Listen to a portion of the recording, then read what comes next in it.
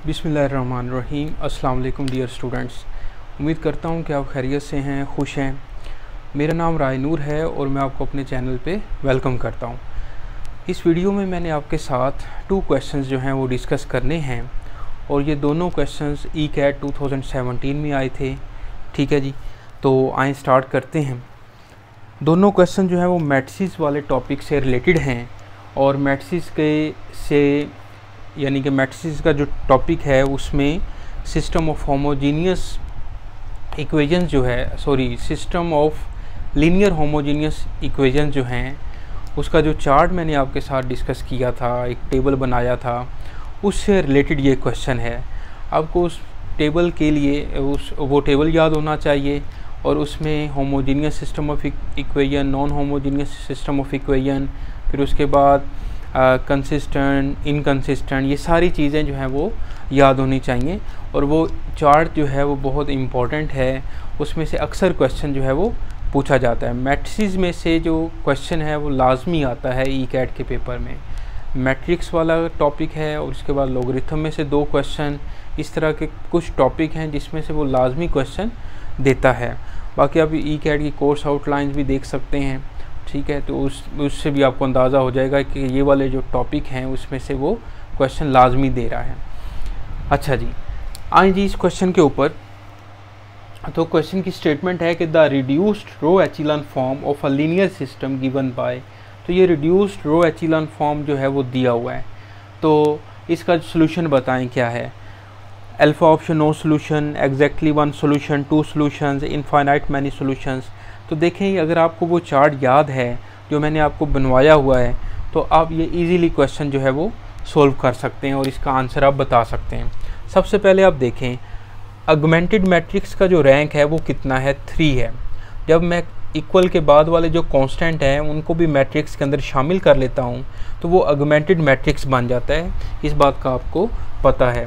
अब इसमें देखें तो नंबर ऑफ़ नॉन ज़ीरो रोज़ कितनी है, 1 2 3, तो रैंक ऑफ ए बी जो है वो 3 है। लेकिन जो मैट्रिक्स ए है उसका ऑर्डर 2 है, उसमें 2 रोज़ नॉन ज़ीरो हैं। तो रैंक ऑफ ए बी, यहाँ पर rank of A B is not equal to rank of A है, ये कंडीशन।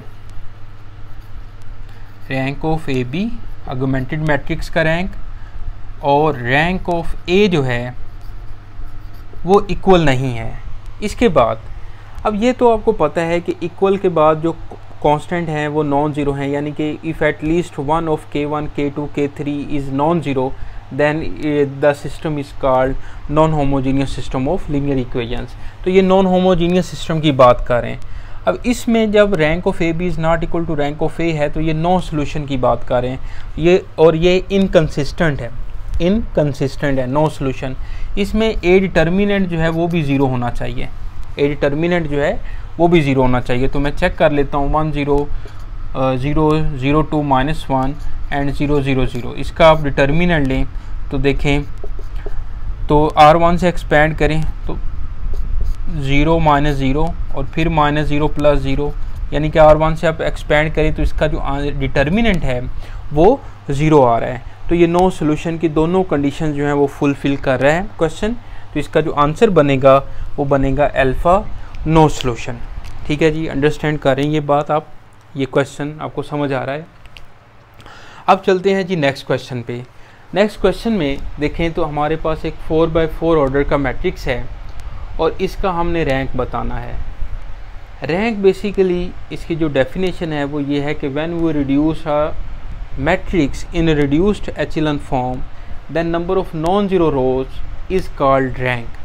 तो मैंने आपको पहले बताया हुआ है कि रैंक के लिए सिर्फ आप उसको एचिलन फॉर्म में भी चेंज कर लें तो हमें रैंक मिल जाता है। फॉर MCQ आंसर के लिए जो है वो आप इसको एचिलन फॉर्म में भी चेंज कर लें।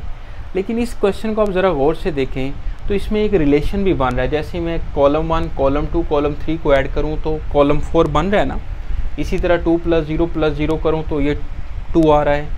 इन तीनों को ऐड करें तो 2 आ रहा है, इन तीनों को ऐड करें तो ये 2 आ रहा है। तो ये एक इस मैट्रिक्स के अंदर एक रिलेशन भी बन रहा है। ठीक है, अब आप एक और बात गौर करें, और ये एक स्क्वायर मैट्रिक्स है तो इसमें एक रिलेशन आप याद रख लें यानी कि मैक्सिमम जो रैंक है किसी मैट्रिक्स का, और शर्त ये है कि वो स्क्वायर मैट्रिक्स होना चाहिए।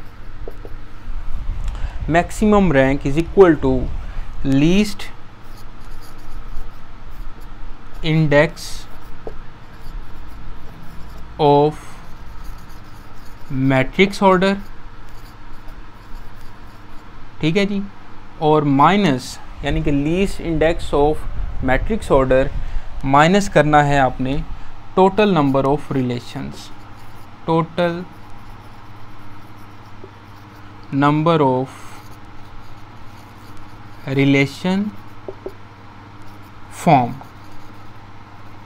रोज़ और कॉलम के दरमियान जितने रिलेशंस बन रहे होंगे वो आपने माइनस कर देने, ठीक है। ये एक ट्रिक है छोटा सा, ये आपने याद रखना है।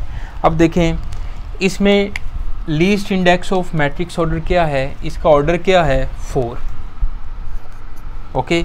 माइनस करेंगे टोटल नंबर ऑफ रिलेशंस, क्योंकि इसमें column 1 plus column 2 plus column 3 करें तो ये कॉलम 4 बन रहा है, यानी कि इज इक्वल टू कॉलम 4 बन रहा है ना। ये एक रिलेशन है आपके पास, ओके। तो 4 माइनस, तो एक रिलेशन बन रहा है ना इसका, तो 4 माइनस 1 इज इक्वल टू 3। तो इसका जो रैंक है बेटा वो बनेगा 3, ओके। अंडरस्टैंड कर रहे हैं ये बात। तो ये एक इसका छोटा सा शॉर्टकट है जो कि मैंने आपको समझाया है कि maximum rank is equal to least index of matrix order minus total number of relations formed, total number of relations formed, ठीक है जी। तो ये इस तरह से क्वेश्चन ये हम सॉल्व कर सकते हैं, ठीक है। तो उम्मीद है कि दोनों क्वेश्चंस आपको समझ आ रहे हैं।